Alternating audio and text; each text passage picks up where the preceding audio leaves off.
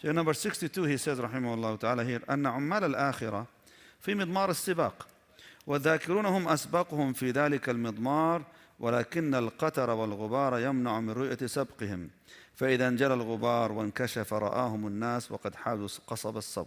Very beautiful analogy he mentions here رحمه الله تعالى. He goes, those who work for the next world, and I hope that we all are in this place because of that. We all seek in the Akhirah. He says, those who work for the next world are like those who are running upon a racetrack, and the people of remembrance are the ones leading the race. Like they're way ahead. They're way, way ahead of everybody else. Like those who fast and do tahajjud and they give charity. They're doing good. They're on the racetrack. But those who do dhikr, they're way ahead of everybody. And he says, however, their lead is forming dust clouds that are not allowing the view of the track to be clear. When the dust settles, the people finally get to set them, and they will have already won the race. Like, what does that mean? Like, a lot of people, maybe they are so happy, excited about what they do. Like, I fast Mondays and Thursdays, I wake up for tahajjud, I give charity regularly, I do all these good things, alhamdulillah, mashallah. And we think that we're doing so great, which is true. It is great, depends on the intention though.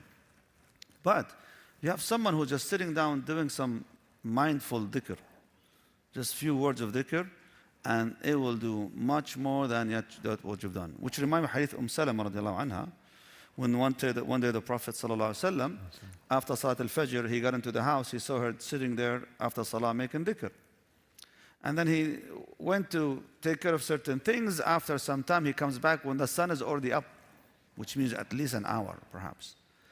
And he looks at her and goes, have you been sitting here doing dhikr all this time since I left you? She goes, yes, I did. He goes, Ama inni, I've said few words that is equivalent to all what you've said. Like, I have done few words that will have the reward or the amount of reward that you get from spending all this time doing that dhikr. You know what these words are, Jama'ah? Subhanallah, عدد خلقه, Subhanallah, رضا نفسه, Subhanallah, زنة عرشه, Subhanallah, midada kalimatihi. These few words, when you praise Allah subhanahu wa ta'ala, the number of His creation, the number of His, of course, His words, subhanahu wa ta'ala, the weight of His throne, the equivalent of His pleasure. And His pleasure, subhanahu wa ta'ala, the love of His pleasure. These words, now equivalent to so much reward. So basically what he says, rahimahullah ta'ala, those who do dhikr frequently, they're ahead of everybody else. And if I may just also connect it to a point that was mentioned from before, he said when you compare those who fast and give charity and do umrah and hajj and ibadah, all of them are doing good. Who is the best among them all? أكثرهم ذكرًا. The one who's more mindful and doing dhikr in that particular ibadah. So among those who all fast, who is ahead of everybody else? The one who has dhikr. Among those who pray tahajjud, who is the best among them all? Those who do dhikr. So doing dhikr will maximize your chance of making your ibadah, inshallah ta'ala, ahead of everybody else. And it's important for people not to misunderstand like the idea that doing dhikr absolves you of doing those deeds, because there's no one who understands the dhikr of Allah subhanahu wa ta'ala that they're making, except that they're going to exert themselves in striving for Allah's cause and in charity and in doing da'wah and the work of justice and whatever it may be, because they understand the dhikr. So this is not calling people to become monks. We don't have that concept of asceticism in Islam, where there's the abandonment of the world and only doing dhikr. It's injecting the dhikr into those ibadat while you inevitably do those ibadat. Second thing I'll say here, so I want you all to indulge me for a moment here, inshallah ta'ala. Everyone's on a racetrack, right?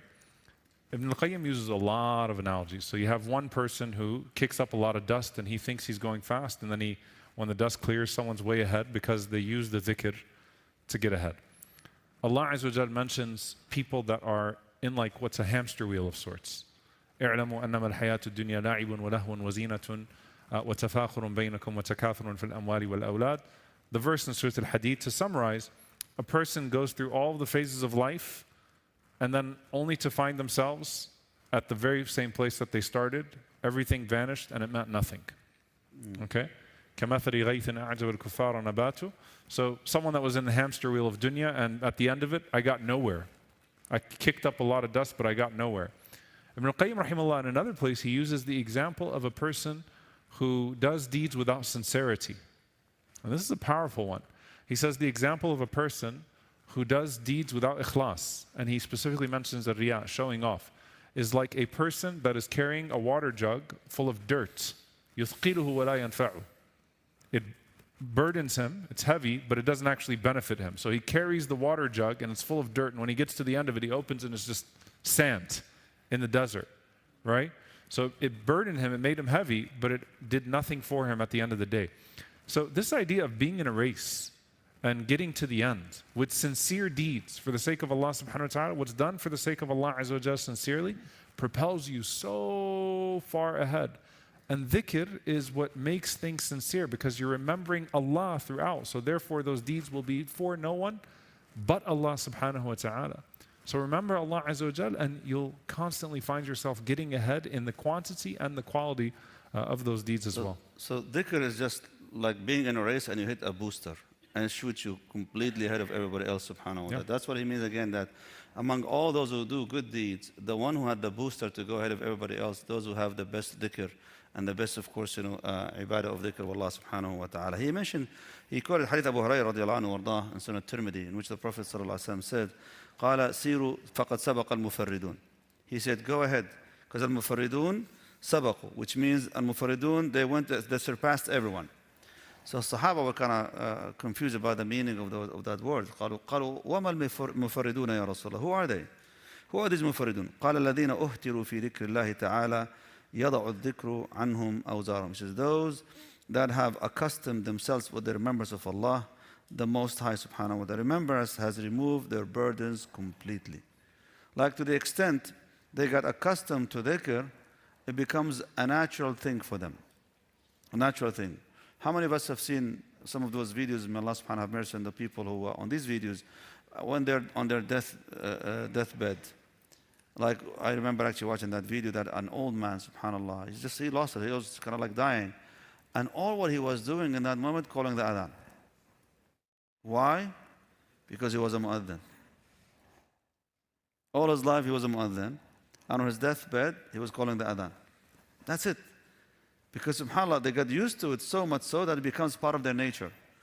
There's no day will come without them calling the adhan. For subhanAllah, when come to a moment of difficulty like that, Allah will make it easy for them to remember His word subhanahu wa ta'ala. So make sure that you always have the dhikr of Allah subhanahu wa ta'ala, so that when a moment like this come, and will come eventually, at least our last words will be La ilaha illallah Muhammad Rasulullah. Sheikh, I saw an old man in Jordan when I visit Jordan, and we'd pray in the masjid, and he was always there in the masjid, like the whole summer, a few years ago.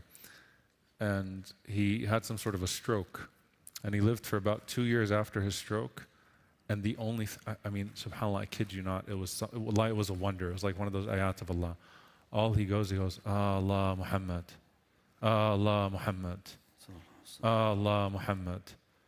In fact, even during the salah, you hear him the whole time in the salah going, Allah Muhammad, Allah Muhammad. 5 times a day. I mean, anytime I would go to the salah, I just hear him doing that. Finishes the salah, he's still saying, Allah Muhammad. Like 2 years, all he's saying is Allah Muhammad until he passed away. Rahmatullah alayhi. Like that got so embedded in his heart and his mind, like truly, like that was to me like a sign of Allah in a person. Like imagine the stroke took everything except for that. Allah Muhammad sallallahu alayhi wa sallam. It's truly beautiful. So like that's when like the dhikr really gets branded inside of you, inside your heart, and it becomes like part of who you are, to a point that it just comes in that natural way.